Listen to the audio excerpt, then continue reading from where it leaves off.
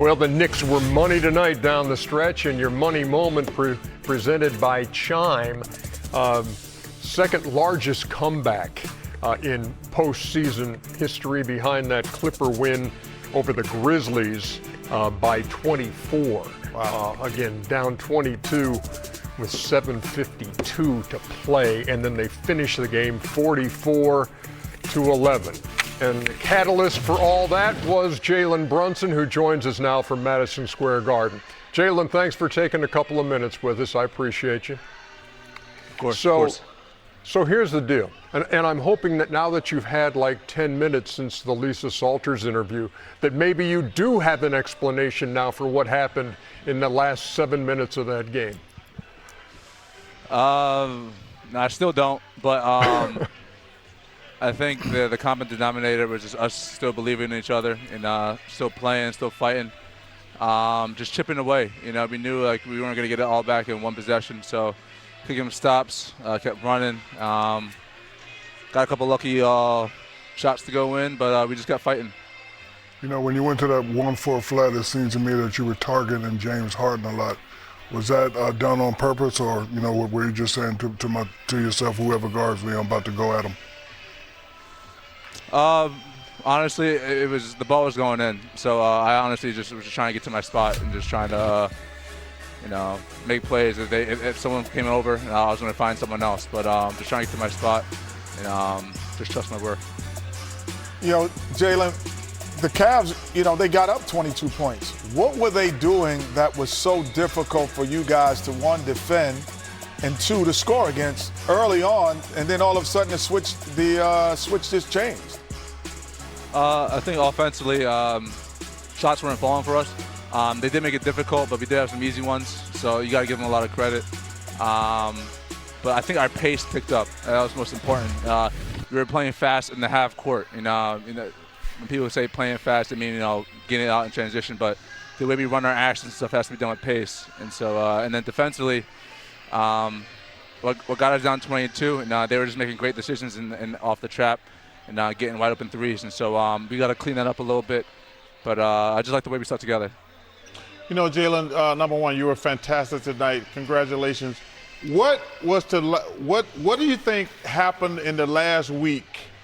Did you notice anything about your team, well, rust, arrest, whatever, in the last week? I noticed a lot. I think you could say our rest, and that we were still resting in the first 3 quarters, whatever. But I mean, obviously, we got to come out better, and the way we were playing in the middle, second, third quarter, wasn't us. And so we got to find a way to be better than what we did. But I mean, the rest helped us definitely in the fourth and overtime.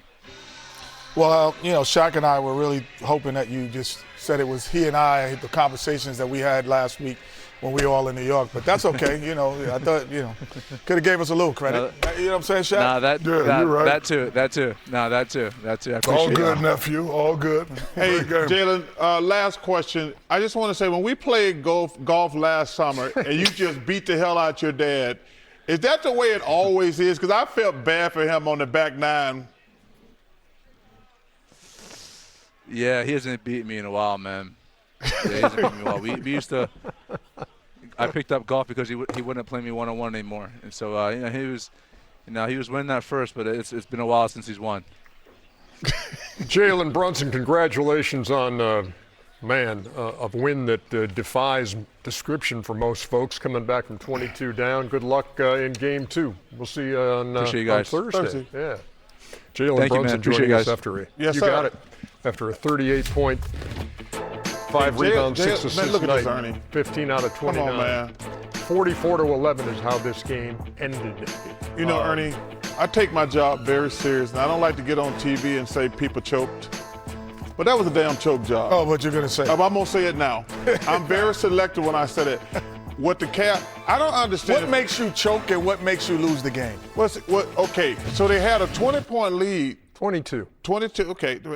And they just stopped. They just started going, milking the clock, like a prevent offense. Not only that, Chuck, I don't think the coaches from Cavaliers had great use of timeouts because, me and Chuck was in this. Scream timeout, yes. Call timeout, so, they allowed. He let the league go from 20 to 6, and never called the timeout. But my problem was, if you go back and look, when you showed those highlights in the beginning, the ball was moving, everybody was getting wide open shot. You go back and look at the first 6 or 8 minutes of that fourth quarter, they were just going one-on-one. The shot clock was on their back every single time, and Kenny should have called timeout sooner. Not this one. Not Kenny. No, but that. Listen, like I say, we knew you didn't mean him. I give Brunson a lot of credit. He was fantastic, and the other guys chipped in. But that was a damn gag job right there. Let's hear from the Cavs head coach Kenny Atkinson. Kenny Atkinson heading back to his hotel. That's a great point right there. Timeouts.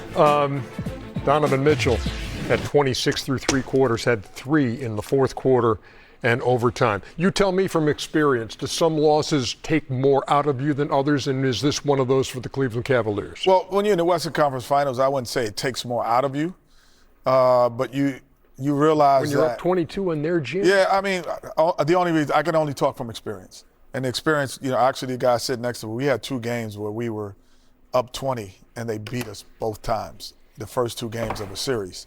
We came back and actually won the series, but, the difference, when you say it takes it out of you, it only takes it out of you if you don't feel you got up the correct way.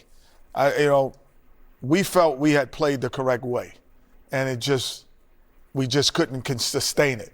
We just had to figure out a way to sustain it. But I look at Cleveland, and Charles talked about the ball pinging, but the offense didn't initiate with Donovan Mitchell in the last 8 minutes of the game. It initiated with James Harden and or Merrill and or anyone else. And so now you don't have to double team off the start of the play. So that's why the ball didn't move. So when he was initiating the play, they were double teaming him off the pick and rolls, which makes the ball move. Yeah. To answer your question, Ernie, when you're a good team and you start off on the road, the goal is to get 1 on the road. Okay, you're up 22. We know how we got up 22. We lost the game. Can't have your heads down. You have to come back and play well the next game. You see coaches and, the players talking about how they miss shots. So they're upset that they, lost the game, but, they're focusing on shots. They really didn't shoot the ball well in the second half, but you don't really get down on yourself when you're a good team. You're up 22. Fans went crazy in New York. We let one get away, but the goal is to at least get 1 on the road, so they still have another chance to do that in game 2. And I disagree with both of them. In what way? This was a bad loss. Because now the Knicks feel like they stole one. At home. At home. They like, wait a minute, guys. They should have won that game. We got away with one, and now they're going to come out. Like, they hadn't played basketball in all those days. They're going to come out. That's all Coach Brown going to talk about the next 48 hours. No, you're saying from a Knicks perspective, but if you were Cleveland, Cleveland's down. I'm saying you feel deflated? Cleveland's got to be deflated. They can say anything they want to. They're going to put on the smooth front. And let me tell you, that next game is huge. After one game? Yeah, no. But I'm saying all losses are not created the same. That was a bad loss. You're up 20, and that team hadn't played in a minute, and you blow it like that. And now they still got to stay in New York and listen to the Knicks. This going to energize the Knicks, in my opinion. Because they be like, man, we can't come out like that again. We hadn't played, and they're going to be ready in game 2. So yeah. I think that was a really bad loss. Here's a nugget for you before we go to break. Last 30 postseasons, teams that led by 22 or more in the fourth quarter were 594-1. We already told you about that one in 2012, the Clippers over Memphis. And tonight, the Knicks come back from 22 down in the fourth and take game 1. Jeez. We're coming back with more in just a second. Oh, come on, Billy Bagley. Yeah, all of the memes in New York will start. I guarantee you, Billy Bagley lives. No, that thing will be mild compared to what's in there tomorrow. I guarantee Billy's from New York. Guarantee. He's going to get the headlines because he did have the huge fourth quarter, but I'm telling you, Mikal Bridges with big threes. There were a lot of guys, Shaq, who chipped in to make this happen. Once Brunson started going and the crowd started getting into the game, the others stepped up and played. They just played well. Credit to Mike Brown's a great coach. I've always said if the coach doesn't panic, the players don't panic, and I was, watching him the whole time. Never had really a look of worry in his face, and again, Brunson just stepped up and took over. The others played well. Everybody was into the game. So Marbury, Larry Johnson, Patrick Ewing, Al Palagonia, the Knicks Madison Square Garden was on fire tonight. Yeah, but Ernie said something earlier. It was dead in there. It was dead. It was 100% dead. And then Brunson burner. Once he let Brunson score like 12 points, then those other guys just had to make a couple shots, and it was over. So what do you do? Okay, so what do you do if you're the Cavs? Because obviously Brunson was targeting James Harden. So what do you do if you're the Cavs, Coach Kenny? Well, I think that as much as he was targeting him, those were very difficult shots. Like, regardless if he was targeting, those difficult shots. But I also thought that if I'm looking at Strauss and Merrill, Merrill, along with Donovan, I would have to tell them, I'm like, you cannot let Mikal Bridges and Shamet win that battle. And that's what happened. As much as they made shots, they defended at such a high level. Shamet did a great job of keeping Donovan away from the ball in the last 8 minutes, and Mikal Bridges just shut down the wings. Yeah. So we can't have that happen. If we're going to be a championship team, two guys, one that comes off the bench cannot shut us down in our offensively, and that would be my talk. And win the battle. While Bridges and Shamet are hitting timely shots, then you look on the other side as I'm taking notes during the fourth quarter, and this lead is slipping away, and there's a Harden air ball. There's Jared Allen missing 2 free throws. There's Sam Merrill called for a foul after a missed shot. Yeah, and then they come back and hit a 3. Everybody's going to complain about different things, but they lost, in my opinion, they lost this game offensively. They were so stagnant. They were out there with that prevent offense. They had no. I'm pretty sure they had no assists the last 5 or 6 minutes. They were playing well. It's like when you're watching a football game when they be like, we're just gonna milk the clock. Every possession started with 5 seconds to go, and then you don't even have to play defense then because the shot clock is you're really a defender. But this game, man, that's a hard loss right there. Meantime, the news out of Dallas: Jason Kidd out as the head coach of the Dallas Mavericks, and this is not long after he signed a contract extension. But Masai Ujiri, now the man in charge there, and says it's time to go in a new direction. How surprised are you, Chuck? I'm kind of surprised, but I see $40 million. I want to go that direction. Jason is a heck of a coach. I think Masai, you know how much respect we have for him, Ernie. I think he's just amazing. But I think he probably got somebody in mind. You don't fire Jason Kidd unless you have somebody you want in mind. And I have great respect for Jason and Masai. But you know what? When you get a new job, you get to hire the people you want to hire. But Jason, I don't think there's any jobs open. So he's probably out until next year. He did a heck of a job down in Dallas. But I understand Masai. He wants to get his own people around him. And good luck to them because they got that young boy Flag who's the real deal. Kyrie comes back next year. And that's a good job. Yeah, I was going to say, whoever they pick, hopefully the new coach could take them to that next level. Like Jason Kidd had a hell of a run in Dallas, but Messiah's in charge now, so like Chuck said, he's probably going to bring in his own people. But I wouldn't mind seeing Jason Kidd for that Orlando job. I mean, that would be a good position. I think when you talk about Dallas, Jason Kidd, he created an element of culture of winning, an expectation of winning. So he did his job, but obviously when they fired Nico Harrison, and then all of a sudden now you bring in Masai, this is the last leg of that era. When that era of this is the new Mavs coming in now, and Jason Kidd doesn't have to worry about it. One, he has $40 million left, and 2, he can get a job. So I guess they said, okay, we're going to just usher out all of that era.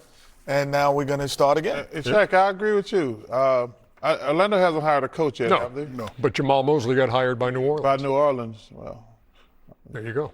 Not sure about that one. Well, it's fast. Stay tuned. That's fast. I mean, welcome to the Titanic. Let's move on. The ship be sinking. Let's take a short break here and then come back and do some fishing. Spike! Oh. Oh, it's good. Come on, Spike. All right, Tim Ziegler. Tim Ziegler always checks us. I'm telling you. There you go. Man, Spike gonna be We have some orange and unbearable. blacks on tonight. Orange and blacks. Are those customs? The shattered backboards, is that what you're talking about? Oh, yeah. Oh, yeah, those. Shattered backboards. Ooh. Oh, yeah. Okay, Ernest. Okay, Ernie. Is that why you ran to the board? No, I just. Yeah, they'd take the first 40 minutes of that game, but those last 8. Ben Simmons has won a championship before the Sixers. South Florida. Come on, man. Come on, man. Now y'all that's just rude. Well, why y'all put this? Yeah, Come on, y'all just being rude. Come on, man. Sixers Nation. Come on, man. Y'all just being rude. Hey, Got more years left in them? by the way, it's that time. It's time for EJ's Meatball Satellite. Presented by No One. Unsullied by sponsorship since 1989. Thank you very much, Dr. O'Neill. Man, ain't no doctor. Got a couple of teams to send broke. fishing. Yes, Jet, indeed. Who we sending fish? do you have a preferred spot when you are in Where? in Minneapolis? Well, where Minneapolis, Prince said. they call it the Great Lakes, don't they? No, Lake.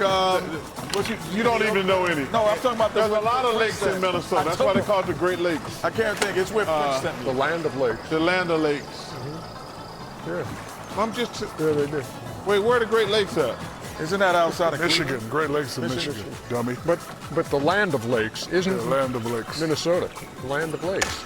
Yeah. Minnesota. Okay. And also a pretty good butter. Well, I had to go fishing. It was the late great Prince. Made it. Wally Zerbiak. Wally Zerbiak, my guy. We did a hologram. Wait, is that Bob Dylan? It is. Yes, it is Bob And a Dylan. great Prince. Yep. Yeah. Way to go, Alex. Way to find a I'm trying to black think of the celebrity. name of the town that Bob Dylan Wow, is and I'm from. trying to think of it. Bob Dylan. Hibbing, Minnesota, same as Kevin but the McHale. Prince. The Wait, Prince is that what that? Lake Minnetonka. Is that, Lake is that what that Minnetonka. movie Three Ebbings from? No. Three Way to go, Eric. 3 billboards. No, that is not. That was from Minnesota, No, right? You are so confused. Fargo was up that way. Right? Oh, there it is. No, Lake Fargo Minnetonka. was- It's on the boat. Forget it. Let's move on. Always a surprise Jeez, me. Louise, is this Oh, confusing? come on, man. That ain't funny. Oh, That ain't funny, Alex. He wasn't by himself. Come on. He wasn't. no. I mean, come on, man. Tobias Harris played great. Yeah, up until Game 7. Yeah. Tobias Harris played great. Jalen Duran going to work on his offense. Jalen Duran this had summer. his moments. Yeah. Levert played well. Paul Reed played well. Yeah. Come on, stop it, y'all. Thanks, was, Eric. Arts hey. and craft manager. Alex Hooverus lives on the edge. That's all we can say. That's an understatement. That's understatement. Thanks, He Eric. lived on the President of edge. Arts and crafts. Hey, on the edge is an understatement. Thanks, Eric, CEO of Arts and This crafts. again. Come on, Alex. Come on, man. That's a wrap for Inside the NBA. Thanks, Eric. See y'all Kenny and Thursday. Charles and Dinosaur Shaq, Arts and Ernie Crafts. Johnson, Sports Center.